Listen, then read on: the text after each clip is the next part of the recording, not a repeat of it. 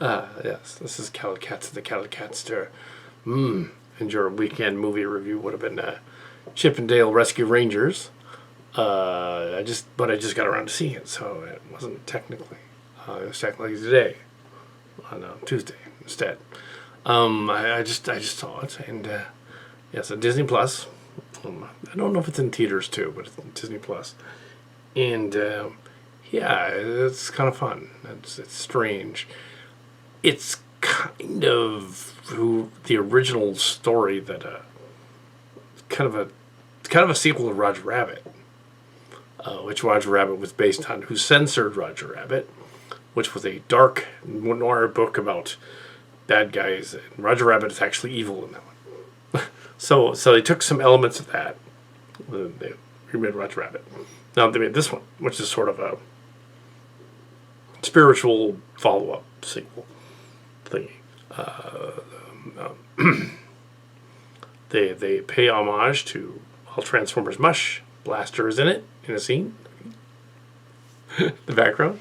They also pay homage to a number of other fan things, including all of those Phelan Porteous reviews of bootleg stuff. He didn't do the bootleg. He reviewed them, and it's clearly watched those, and they were like, "Let's do like a Bevanfield type of spoof, like Phelan Porteous." They clearly watched the Phelan Porteous channel. They're like, "We got to do this and make a spoofy."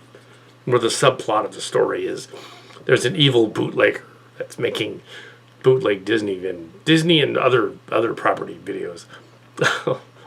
There's of course a convention that's part of it too. Chip and Dale was one of them. One of them got one of them got changed into a humanoid, and the CGI treatment. Yes, he yes. Yeah.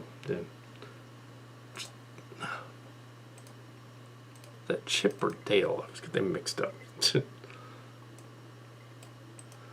Ew.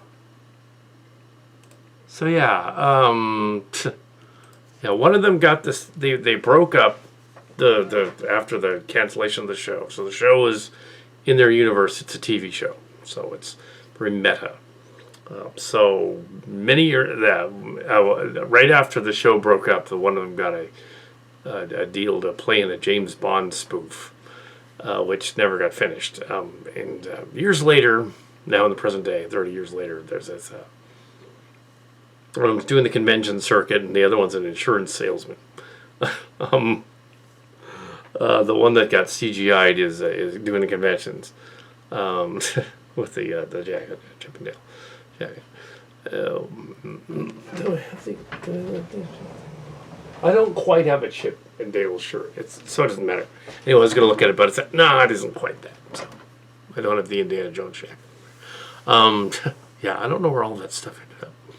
Anyway, so or it could be Chippendales, which they made a joke about in there. The male dancer.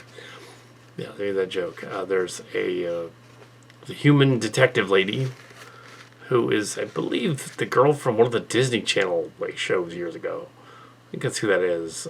It's kind of funny. It's not Reba. It's one of the other ones. Yeah. Playing a detective. There's a little it's not a Gumby. It's sort of an angry. It's the other guy from Gumby, the other angry dude. He's the other cop guy. He's clearly the bad guy. I mean, from the beginning. He's clearly.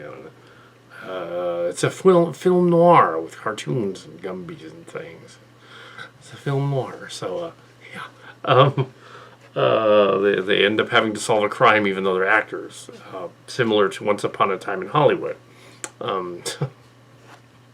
but sort of, both cartoons and cartoon characters, and so it's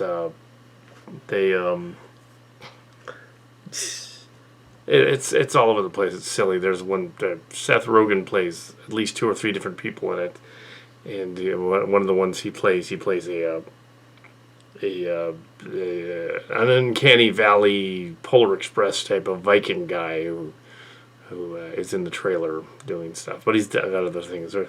The polar bear from it's either the Coke bear ads from the Coca-Cola commercials, or he's Norm from Norm of the North. Either of those is funny, but Norm of the North wasn't. I think it was like 4 of those now. There's a bunch of in-jokes. At the end, the bad guy gets turned into a kaiju, and he has like the cat face from the bad guy cat. And he's got an Optimus Prime leg, and tentacles and stuff. There's a battle with the cops at the end. So he's a kaiju at the end. Of course he is. Yeah, so it has the Mark's Cards ending, is the kaijus and things. The Gumby guy, it's kind of the Mark's Cards part. But the Kal Kat part is the use of Transformers in the background. Oh, there's another Mark's Cards part too. Oh yeah, he isn't just a figment sort of thing, Chimera. He's a Chimera. We can reference our stuff too. But also, there's a part where the My Little Ponies run after them and knock them down. That's probably him too. So we're all over this thing. But yeah, so yeah, there's a lot of reference to other stuff.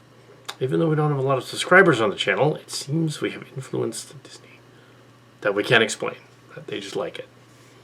Well, we have many views, thousands and 50,000 views. So they've seen it, but they just don't know that there are a lot of subscribers. That's what it is. Anyway, so like and subscribe to our channel. Anyway, so yeah, the references are, of course, to other cartoon shows, so it's a coincidence that they're just happen to be that, like, spot on, like, we had nothing to do with the script that I know of.